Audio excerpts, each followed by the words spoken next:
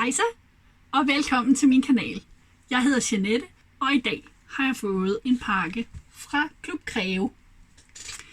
Det er nogle hobbyartikler, og det er til børn og barnlige sjæle, tror jeg.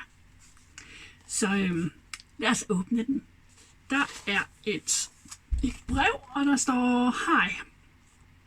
Her er din velkomstpakke med sjove og kreative hobbymaterialer til dit barn.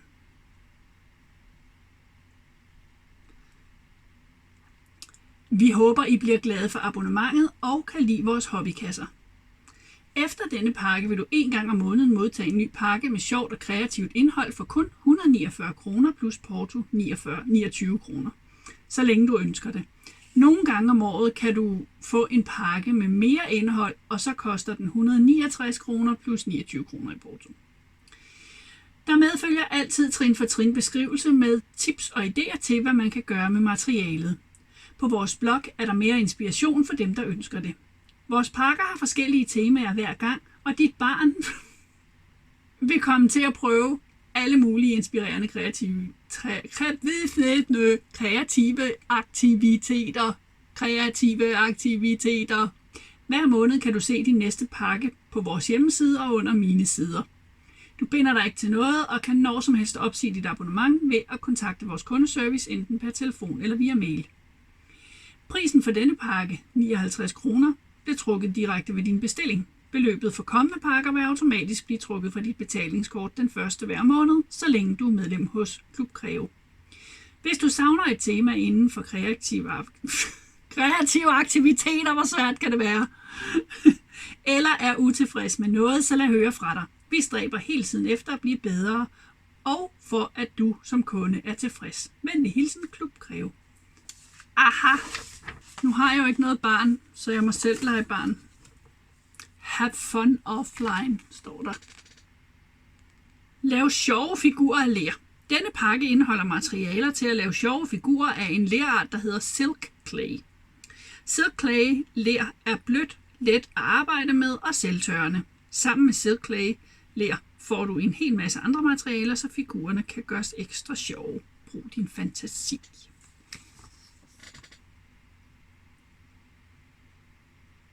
Alt dette indeholder din pakke.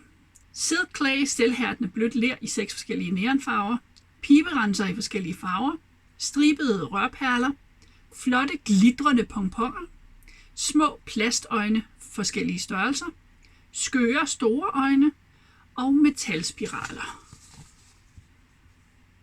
Altså det heroppe. Og så kan man ellers lave festlige blyantstrolde. Og man kan lave en sød sommerfugl.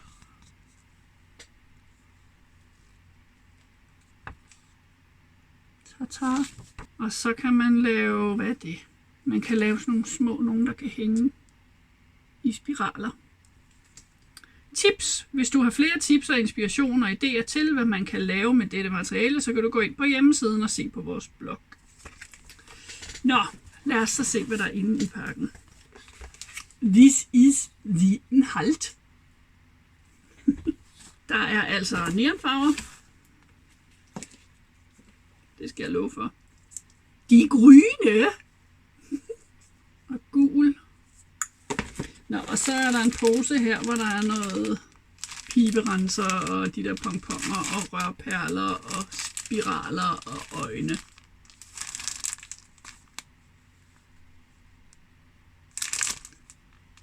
Og så er der en papir. Hvad står der på den papir?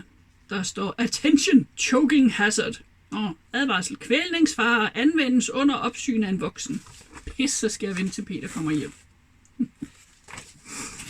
Nå, lad os se. Så åbner vi den her. Pomponer, piberenser, spiraler, spring, øjne.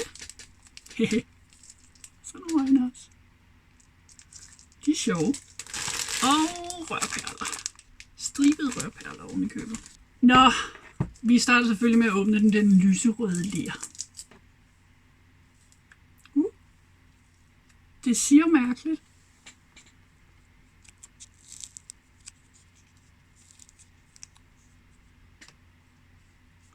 ikke, hvad jeg vil lave. Men det er noget med, at det vist nok tør hurtigt, så man skal skynde sig at tage og så lidt låget på igen.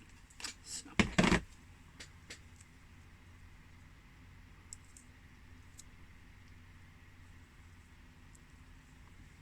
Jeg tror, jeg vil prøve at lave en kanin. Jeg skal nok bruge noget mere af det her, så måske bare hovedet.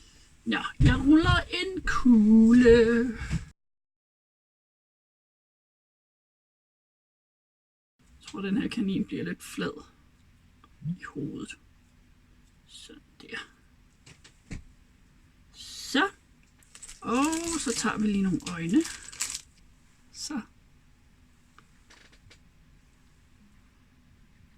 Så. Og jeg tror, jeg har for lidt ler. Det er lidt ligesom tyggegummi, det klistrer bare ikke på samme måde. Det er meget mærkeligt.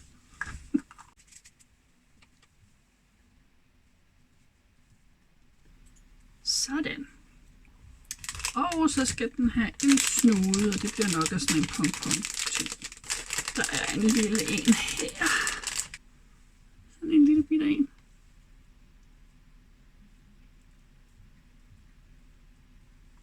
Det er fint for mig den til at sidde fast.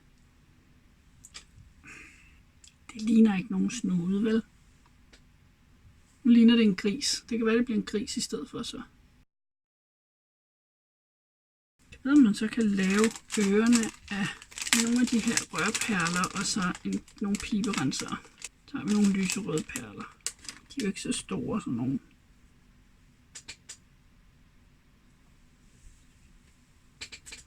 Bare sådan nogle små ører. Bare sådan nogle små. Klip, klip. Det er slet ikke sikkert, at vi behøver perler. Nu prøver jeg, så trækker vi nogle perler på her. Ej, det skal det ikke. De skal være pelsede. Hov, nu faldt snuden af.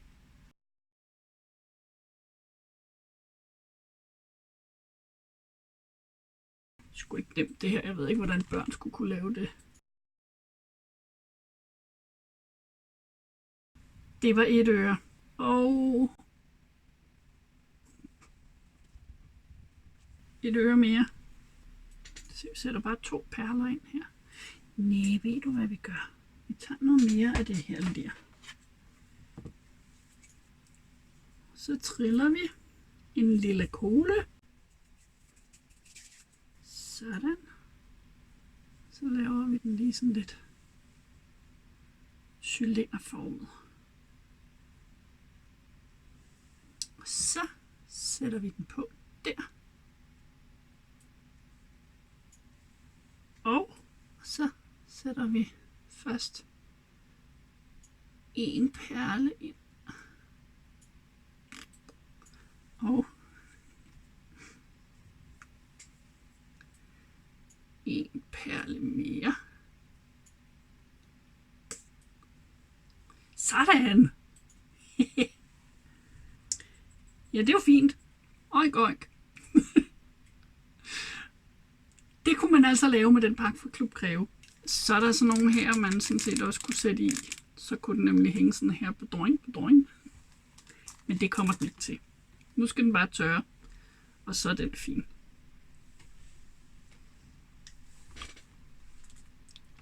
Det var det, jeg havde til jer i dag. Tusind tak, fordi I så med. Jeg håber, I har hygget jer. Husk at like og subscribe, og kommenter meget gerne, hvis du har lyst. Så må du have det rigtig godt. Hej hej!